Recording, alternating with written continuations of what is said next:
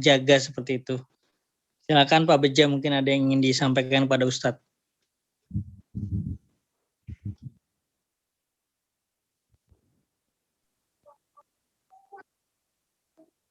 Fadol, silakan Pak Beja, Fadol.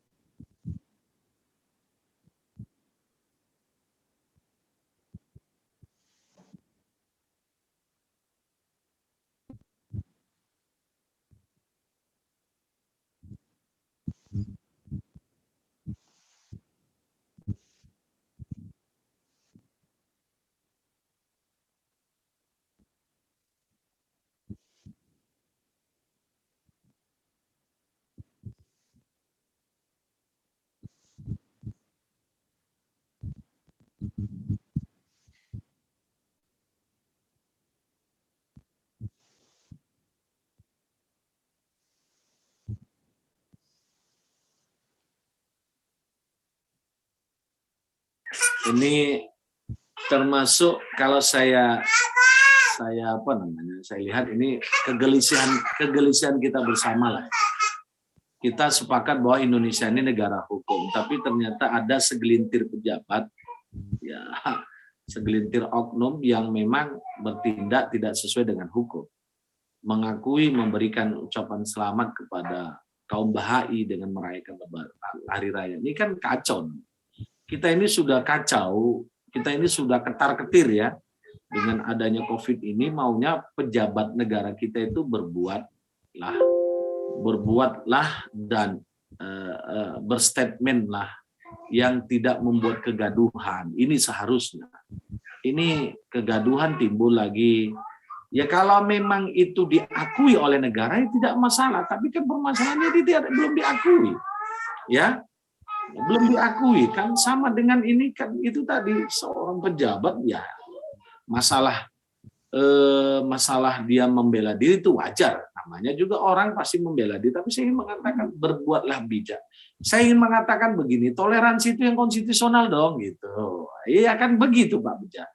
Ini kita mau toleransi tapi tidak konstitusional kan repot kita jadi.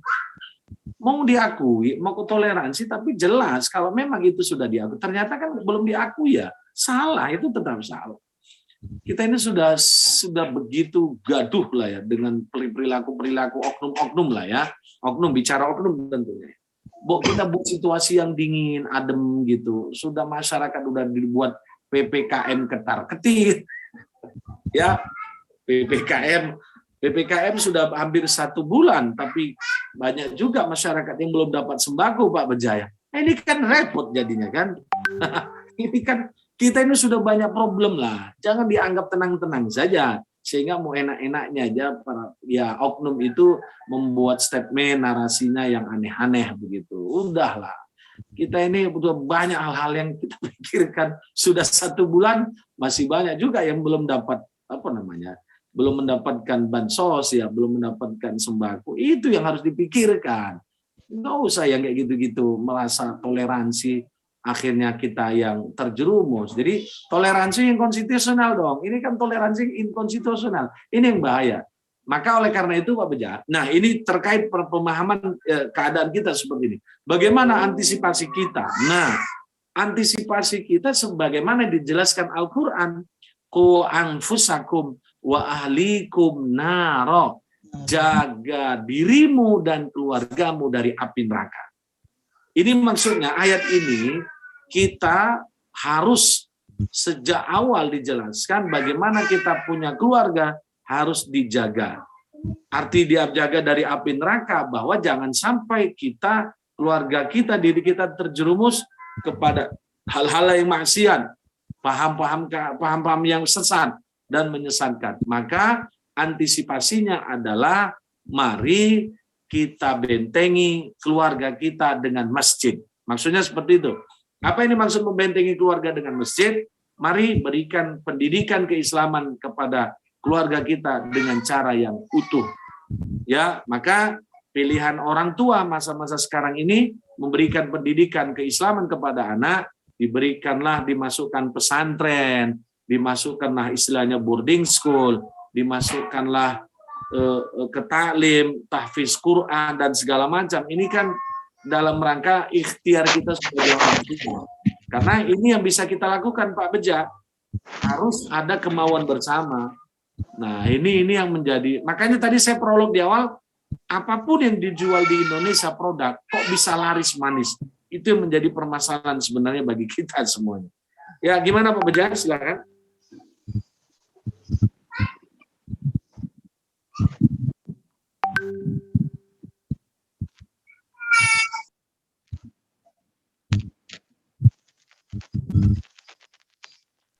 Iya, waspada. Jadi ku anfusakum wahlikum nar itu kan konsepnya waspada.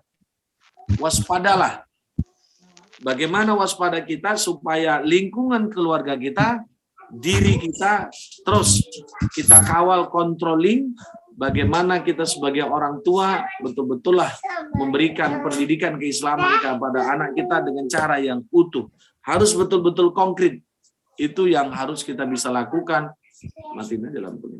Itu yang bisa kita lakukan dalam rangka untuk menyelamatkan diri kita dan keluarga kita. Ini harus ada bukti nyata, Pak Beja. Kalau nggak ada bukti nyata, bahaya kita.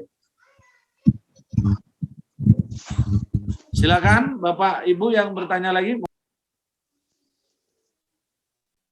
Saya Ustadz, saya ingin bertanya, bagaimana menurut Ustadz berkaitan dengan adanya kebijakan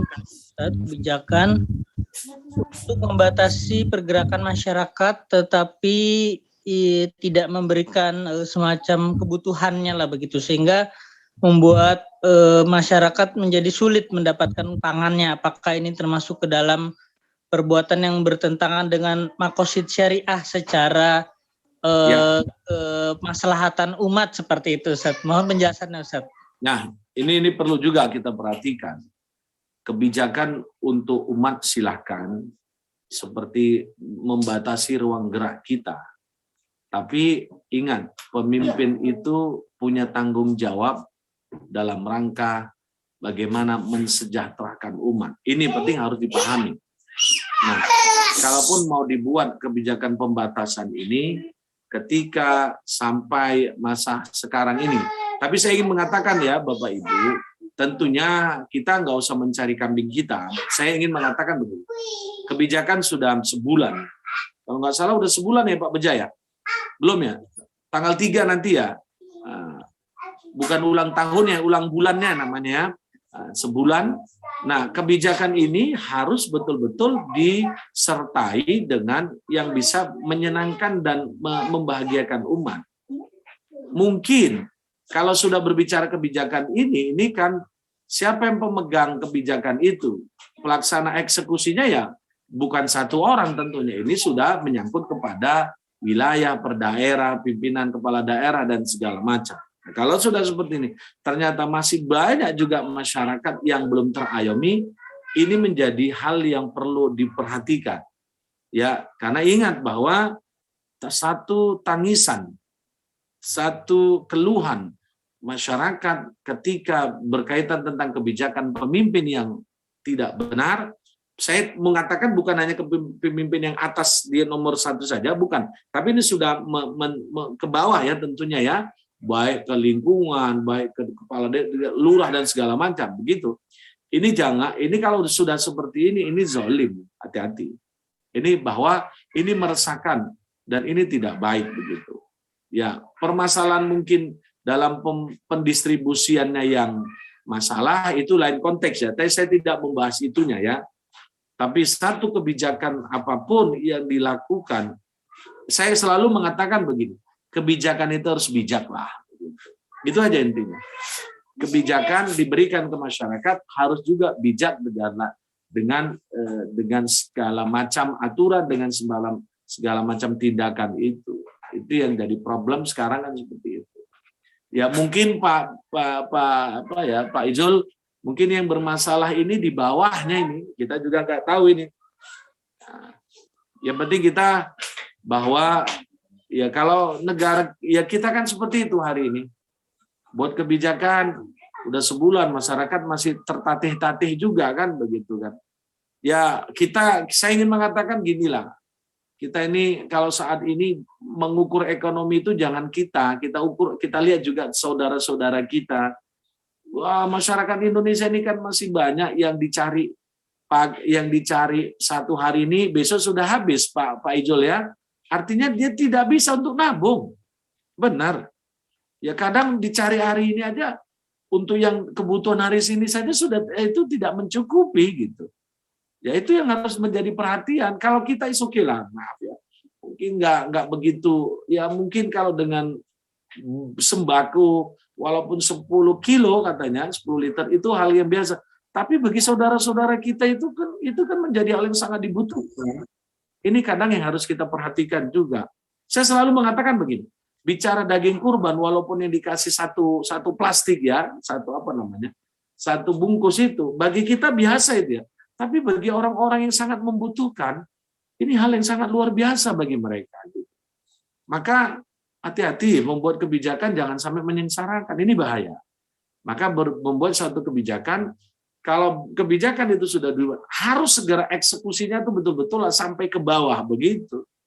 Nah, kalau kita kan enggak sekarang ini kebijakan yang tidak bijak. Nah, repot kita sekarang. Saya pikir gitu Pak Ijul ya. Baik Ustadz Isdianto, jazakallahu khair. Kalau begitu karena tidak ada lagi yang ditanyakan, kita Pak Beja mau bertanya itu Pak Beja itu. Silakan menanggapi Mangga.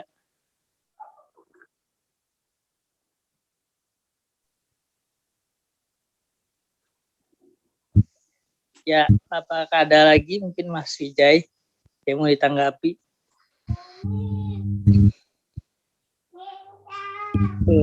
Mungkin saya cukupkan sampai di sini ya. Tadi saya bisa catat beberapa catatan bahwasannya penting maqasidul syariah ini dalam kehidupan kita. Bahwasannya kita sebagai umat muslim ini memiliki tujuan, maksud dan tujuan hidup, sehingga dalam pada itu ada syariat yang mengatur kita agar hidup kita tentram, hidup kita selamat baik di dunia dan di akhirat, dan mencapai tujuan kita diciptakan sebagai khalifatul fil ard ya, khalifah di muka bumi. Sebelum diakhiri mungkin dari Ustadz Risdianto kami persilakan jika ada closing statement. Silakan Ustadz. Ya, bahwa closing statementnya adalah kesimpulannya adalah syariat Islam yang diberikan Allah kepada manusia itu punya tujuan yang sangat luar biasa. Artinya bisa menjadi kemaslahatan bagi kita hidup di dunia dan akhirat.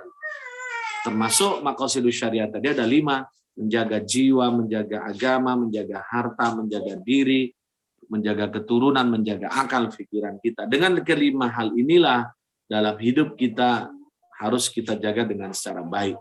Karena semuanya ketika kita bicara syariat Islam, maka Islam punya tujuan yang sangat luar biasa.